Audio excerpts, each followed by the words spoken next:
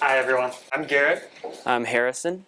and together we own Uptown Woodworks. First, I think we'd like to thank 1 Million Cups for having us again. We've done this a few times now, and we always find a lot of value out of it. And if anything, just sharing our story with you guys. So thanks for coming to you guys as well. So, what is Uptown Woodworks? I'm gonna go to the next slide, Woodworks please. is a woodworking business that creates custom wooden wall art and signs. We create 3 types of designs typically. So customers they'll either buy something directly off our website, which is what we refer to as an original design of ours. Otherwise, they ask for one of our designs, but they want to personalize something. Maybe they want to put a location marker on a map or put their last name on this design. And last type is Would you fully mind clicking custom. on the Instagram logo? Would Whatever you mind they clicking on want, the Instagram logo? we can design and make for them. Yeah. We'll show you a few examples of some of the things So we if make you'd like to from actually our scroll Instagram. down. Yeah, just to give you guys a better idea of what he's talking about, we can just show you a few examples. We find it best when showing people because they might not know what we mean. But these are just a few examples that we post on our Instagram of just a lot of custom work that we've done for people in the past where they've just really brought us an idea of some kind. We mock it up on the computer, provide them a quote with a proof, and if it's approved, then we make it within a 2-week lead time. For example, this would be like an original design. Again, this is an original design, but people might personalize it by requesting different colors. And this is a fully custom design for somebody. Yeah, it's really helpful when people provide us more and more details so that we can provide great recommendations. Even if people will send us photos of their basement so that we can see the colors that are used, and then we can provide recommendations on what stains might really complement the space instead of match or not match. So how it's made. We typically use a CNC router or a CNC laser to cut out designs. And then we color and assemble everything. So for example, You can actually click the videos too and they'll play. we used a laser cutter to cut out this entire design. It's okay, we can skip that piece. And then stained the backboard and the frame and assembled everything. Yeah, so unfortunately the videos are not working, but we attached some videos on here that really show you what these machines are if you're unfamiliar. Basically, they're computer-controlled devices that either cut using a drill bit or a laser beam. Depending on the different woods that we use or the thickness of the wood or the intricacies of the design will really determine which machine we use for the job and what we're able to do. But really, because of these machines, we're limited to just computer files, which is an awesome thing to do. Instead of, we could do it by hand with skill saws, but it's not perfect and it would take us a lot longer.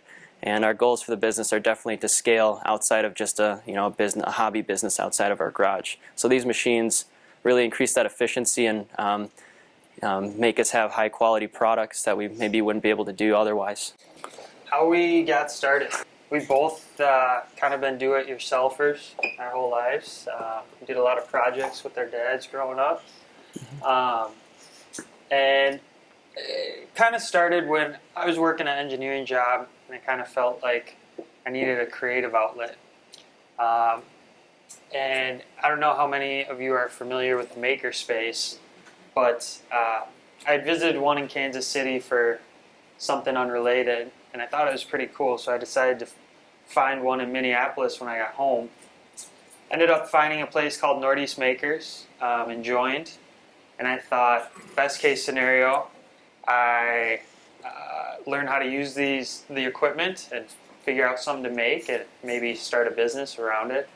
Or worst case, I just know how to use these machines, which will be beneficial in my engineering career. Yeah, so basically Garrett joined that makerspace. I also kind of had an itch for a creative outlet. I grew up doing a lot of DIY projects, like you said, with my dad, just as he did, and we kind of lost touch with that side of ourselves for a long time, just with school and life. But it was kind of awesome that he started this, at this makerspace, because he came home with a piece of art that he had made out of wood, and that's because we had signed a lease on an apartment together after school, and we didn't have any art to put on the walls that was respectable in any sort of light. So that was something.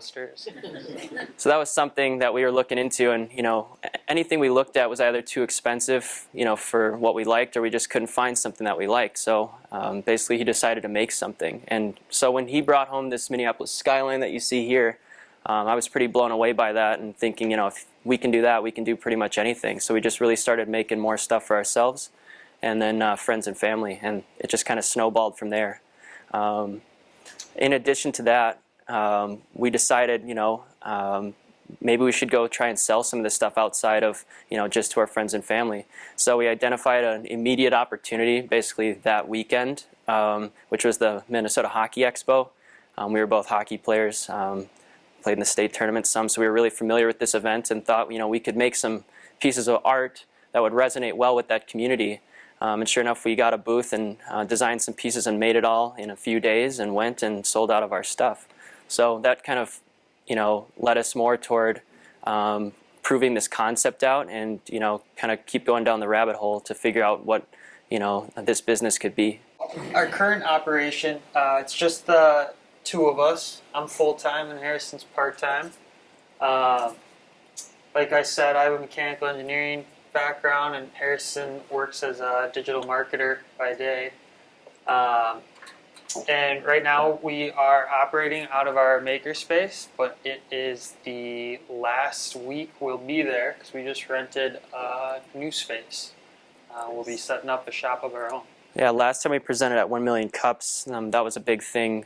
Focus for us was trying to find a space, because we were so limited with our production. There were so many bottlenecks, with our capacity, and so we really couldn't grow anymore, even though we could take on more projects. So that was, the main thing that we identified would be kind of the next step for us, is proving this concept out, as well as taking the step and getting a new space and buying our own capital, since we didn't have any risk being part of a makerspace. At any time we could have folded the business and walked away. So just as of 2 weeks ago, we finally signed our first lease and have started buying capital. So it's pretty exciting to see now that we don't have that as an impediment anymore, and that we can really create more demand using what I know from digital marketing and other means as well.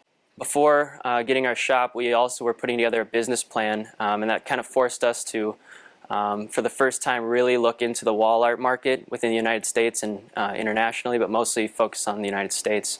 It's a $5 billion market as of last year, and it's projected to keep growing to 2023 at about a 9% annual rate, which is profound.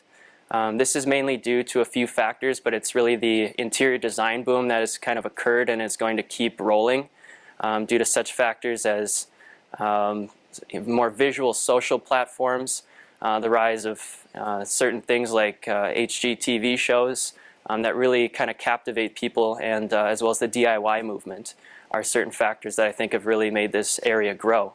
And so we have kind of identified a gap in the market, because there's a lot of people that do maybe something somewhat similar to what we do, but they mostly sell goods to lots of wholesalers and different partners, whereas we're really focused on the end user. Doing what they do, it's really hard to customize and personalize things, and that's where we really find that we can find our niche and find that gap. So that's where we've identified a gap that we can take advantage of, and what we're really focused on right now with our business. Our future, we've been growing somewhere between 25 to 50% each year. We're on track to do that again this year. Once we get our new shop built out, like Harrison said, we're going to gain a ton of efficiencies, and then we're going to turn our attention to if we can produce pieces more efficiently, we'll have more time to create more sales for ourselves. We have a number of ways we plan to do that, and one of them being the B2B segment, doing custom logos and pieces for business lobbies, conference rooms, stuff like that.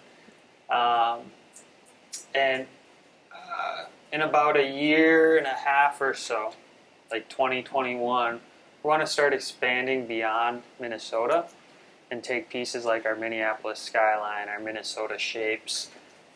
Those are very transferable to any state. Just do that city skyline or that state shape and so on. So one of the big things is we want to become less reliant on custom work. You know, we know that that is the area we just identified to you as definitely a gap in the market and an advantage. However, right now I believe over 80, maybe 90% of our orders are custom or personalized work. We would like that to scale that back to being more, maybe about 50% of our orders, and keep creating designs that people can just buy off our site for whatever means they have as gifting or for their own home.